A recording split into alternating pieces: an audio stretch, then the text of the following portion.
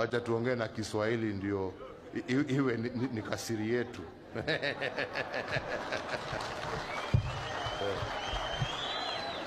Wenzangu, hakuna kitu kibaya. Unajua siasa ni maisha. Tunajua hivyo. Si ni kweli? Na sisi kama Wakenya tumezoea kuwa na uchaguzi unakuja, unaisha. Kenya inahama. Kuna mmoja wetu hapa atahama baada ya uchaguzi ati ameenda pahali nyingine kwa sababu kumekuwa uchaguzi. Si zote tumezoea. Tunaamuka asubuhi, tunaingia kwa line, tunapiga kura, tunaenda kugojea matokeo, na dunia inaendelea. Kuna mtu anahama.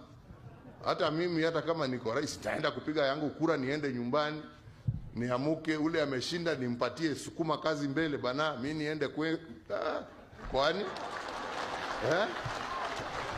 si namna hiyo. Hakuna mmoja wetu anahama hapa. Lakini wenzangu, wacha niwaambie, hakuna kitu kibaya kama siasa ya udanganyifu. Alright?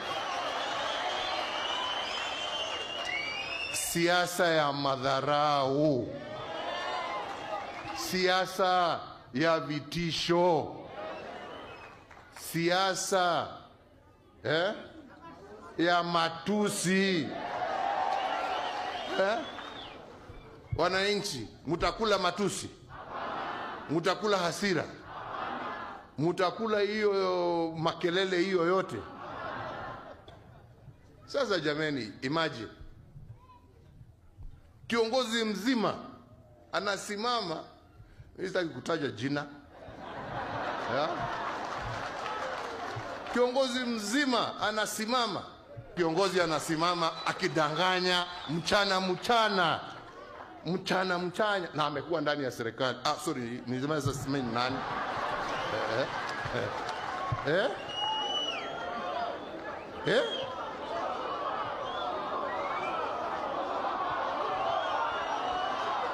Hiyo ni haki kweli jameni? Hiyo ni haki? Wale Wamasai wanaishi hapa, Wakikuyu wanaishi hapa, Waturkana wanaishi hapa, Wakalenjin wanaishi hapa. Zile jamii zinaishi hapa, hazina haki pia ya kuinuliwa maisha yao? Si mko na haki ya kuinuliwa maisha yenu? Si nyinyi ni kama Wakenya wengine jameni? Ama ni namna gani? Si ni hivyo? Tuache siasa ya kudanganya Wakenya. Tuache siasa